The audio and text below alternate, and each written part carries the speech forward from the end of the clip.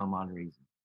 It's just like I guess there's something there. It's just like they have it's weird because it completely changes for the Eagles when he's in the game. It's like they call two different games. It's like you call games when Wentz is there, but then when Foles is there, you're like, okay, we're going to release the whole playbook and just let him go. And it's crazy. Let it go with Wentz as well, but they don't do it. And it's that weird Nick Foles factor for me that I just think they ride in that wave of Nick Foles again. So if they make this run again, it's ridiculous. With Foles, can you get rid of him? Can you let him go in the offseason if... Yes, because he's not very good. But he is for them. He's really not, though. If you watch their games a lot closer, the entire game plan has changed when Nick Foles is in the lineup. Now, I'll give Nick Foles this, that he understands how to make a read and how to go through a route tree much better than Carson Wentz does. His release time is also really good. Wentz holds onto the ball entirely too long, and that's part of the reason why he's injured all the time. But their entire way that their offense runs is different when Nick Foles is in the lineup. They run the ball more. Mm-hmm. They do a lot more play action passing instead of like naked bootleg type stuff that they do with Wentz. I don't buy this whole Nick Foles is good thing. And if you want to keep him, he has a $20 million option on his contract. Do you think Nick Foles is worth $20 million? No. I don't. I'd rather have 2 more years of Carson Wentz at a manageable number when, he's the better quarterback already. Maybe do some real coaching instead of, just saying, the clamor in Philadelphia of, should we be trading Carson Wentz? No, we shouldn't be trading Carson Wentz. Like, let Nick Foles walk off into the sunset if that's what he wants to do and prove that he's better. But he can't because he's not. And depending on where he goes, too, they're not going to use him in the same way. But see, I feel like even up there, that's probably one side. You hear 2 different sides of the story here from Eagles fans. Oh, yeah. So it's like they're on the fence to want to keep this guy because they're, like he just said, they're when they run for the place for Nick Foles. Well, I can see why they wanted to keep him this season, going into this season, because of Wentz being injured, and they knew they already. Well, it also didn't cost them anything to keep him this season. They already had him under contract. Yeah, but next year is going to be, he's going to get money from somebody. Yeah. No, you would think. He'll do that power move like Case Keenum did to the Denver Broncos and stuff like that. So it definitely won't surprise me. You notice how he kind of looked away when he went Case Keenum did to the Broncos? Yeah, Yeah. What you really wanted to say was like Kirk Cousins did to the Vikings. Oh, yeah, there was a lot of finesse going on in the offseason. That was some power. Or you can even say what Blake did to the Jaguars. Gotcha. I can't even blame that one on him. Yeah. No, they gave it to him after the run. That wasn't Blake's fault. All right, so this question I posed to both of you. You're the Chiefs and the Patriots.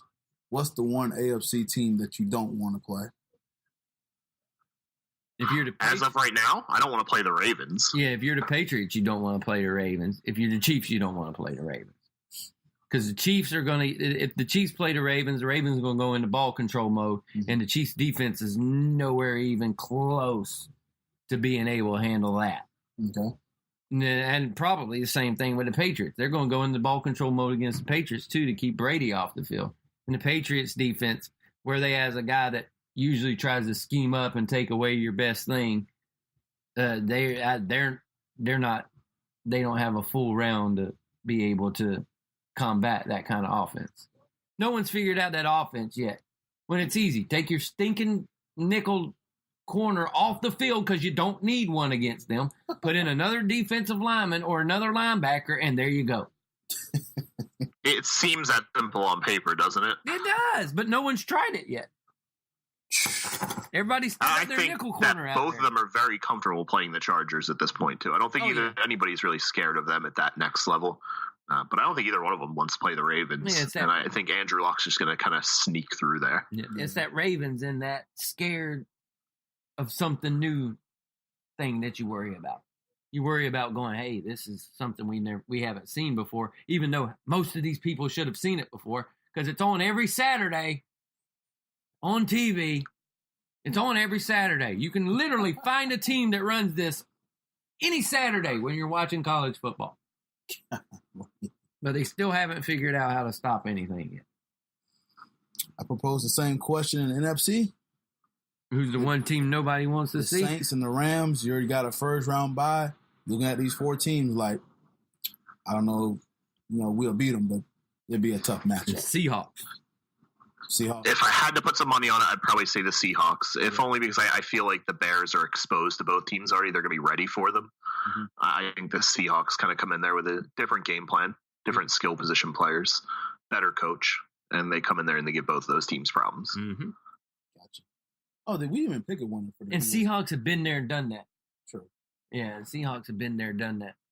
So we didn't pick a winner for the Eagles and the Bears. Who y'all got? I think, I don't know. I'm going with the Bears. I don't think the Eagles can win that game. I'll go with the Bears. Something about their defense, man. I'm a believer in the Bears. Bears. Yeah, their defense is after their defense is Khalil Mack. Khalil Mack. There exactly. you go. All they had to do was just give up a damn draft pick for him. The man had a sack with his back. I mean, that's underscoring how good the rest of their defense is, too. Yeah, their linebackers are ridiculously athletic. Yeah. And if Eddie Jackson's healthy at safety, it's a ball hawk in the secondary. It's just, there's no easy way to play them. Dan Trevathan is also another linebacker that's in their system that works pretty well. So yeah, they're good all around. Yeah. So, but yeah, they're nasty, man. Yeah, it's dirty. All right. Should we move forward and talk about college football playoff systems? Yes. Yeah. Why not? So, I'd like to announce that it is over. The UCF winning streak is over. Thank God. Yeah, but we didn't have our best player, okay? They wouldn't have beat us if we had our best player. Yeah, they would, because they would have had 9 people back on their defensive backfield. No. We'd be defending our national championship still right now. Oh, man. Oh, man, God. Let me just say, walking around. Have we ever, put our money on a worse acting fan base than the UCF fan base has been over the last 2 years? I think Kevin and I get equal amounts of pleasure out of trashing their fan base. Oh God, yes, it's been so much. It's fun. my favorite thing to do right now. It's so much fun. Yeah. Oh my God, they're not even. These out of touch nerds haven't been part of Division I long enough to understand how things actually happen. You have to play for a championship to win one. Exactly. And you're not defending it if you never won it. Mm-hmm. Oh, but yeah, these people are like. You're too scared to play Florida in a home-and-home series during the regular season. And that's the way you get there. You got to play somebody. Mm-hmm. You can't go there playing Temple and East Carolina every year. And my greatest thing from them, what they said is, we're too good to play a home-and-one or a home-away-home game against Florida. We're too good for that. We're not USF. We're UCF. Too good at what? I know. I'm like, you're too good. I'm like, you're too good. How? I'm like, dude, you're not. No. UCF is the first community college to be allowed into the NCAA. I told him, I'm like, I'm trying to tell y'all, dude, y'all, if you want to be legit, play us. Play somebody. Here. Play an SEC team. Play the worst SEC team. Here, we'll even give you this. We'll play you 1 game at our house. If you beat us, we'll play 2 games at yours. That's the thing. They don't even have to play an SEC team. They could play like Duke or like Wake Forest, and that immediately increases their resume just by beating a team that's in a power conference. But here's what kills me about them always mentioning Florida. I'm like, that's little brother bias, though. That's the problem. I'm like, why are you not asking Florida State or Miami if they want to play y'all? Why does it got to be us to kick the crap out of you? You can win. Well, for one, I think they can beat Florida State. That's what I said. You can beat Florida State or Miami if you play them within the next 3 years. You're not beating Florida if you play them within the next 3 years. You're not going to do it. No. That's what their thought process should be. How can I get these games with Florida State, Miami when they're down, and I beat them a couple times, and I really do pad my resume, and then I get into a better conference, and then this isn't a question anymore. Exactly. Because they're rolling the bowl season with 5 losses, and we cannot hear them talk anymore. Exactly. Because they're not going to get into a conference because nobody's going to put them into it because nobody's taking them seriously right now. Yeah. play somebody, get taken seriously, and you'll get put into a conference. Because I guarantee you, if they went in big enough, that one of them conferences will offer them something. Yeah. Probably, which one? Big. If I had to guess today, the ACC. Well, yeah. ACC or Big 12? I think it would be the Big 12 more than it would be the ACC, because the Big 12 has been trying to get into Florida for recruiting purposes for years. Yeah, they've been trying to get a team in Florida, so it makes sense. I can see that too. Because there was talks before that they were talking to USF to get in when USF was doing well. Yeah. But you've seen how far that lasted. But they've been trying to get in Florida for years. Just put one of them in there. Let them get their behind balls, but Jesus beat out, and you won't have to worry about this crap anymore. You know what? Again, you got to play somebody. You got to play one team first. Exactly. Stanford ain't going to cut it. It's not us knocking. They got some talent on the skill set. They got skill set talent. They have no line talent to be able to keep up with the big boys, and that was clear as day against LSU. LSU had 15 with sacks. 9 defensive players gone. Exactly. 9 DBs, but all their frontline players were still there, and they were clobbering. They had a wide receiver playing quarterback by the end of the game. Exactly. Because they had no options left. The second quarter, they had to have a wide receiver come in and play corner for the rest of the game. And here's how stupid UCF was. They didn't take advantage of it until they were down by 20. If you would have kept... He's a true freshman. We didn't have our quarterback. He's our best player. He would have done it. Would he? He would also got sacked 13 times like the other guy did, too. It's their fan base that's... Well, that's why I get so fired up about it.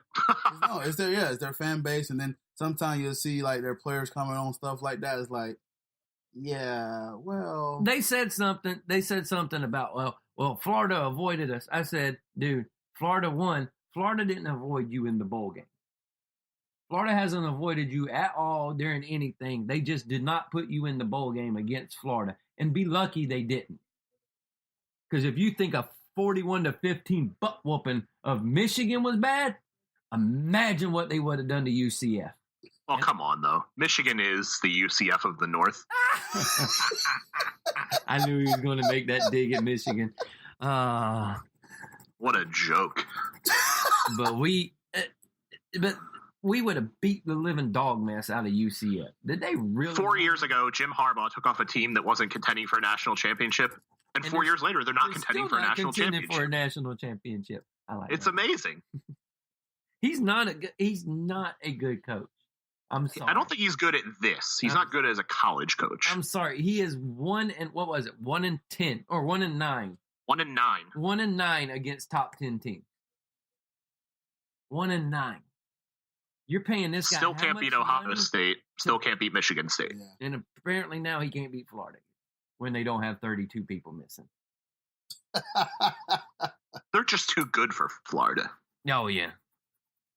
Sorry, are we gonna rag on the committee for picking the 3 and 4 seeds, or these games were blowouts? You can't. I don't feel like you can have an argument against picking Notre Dame. They did have the resume for it. They didn't lose. They had 0 losses in the regular season. They play a tough schedule every year. Then put Notre Dame in was okay. We knew they were going to get killed.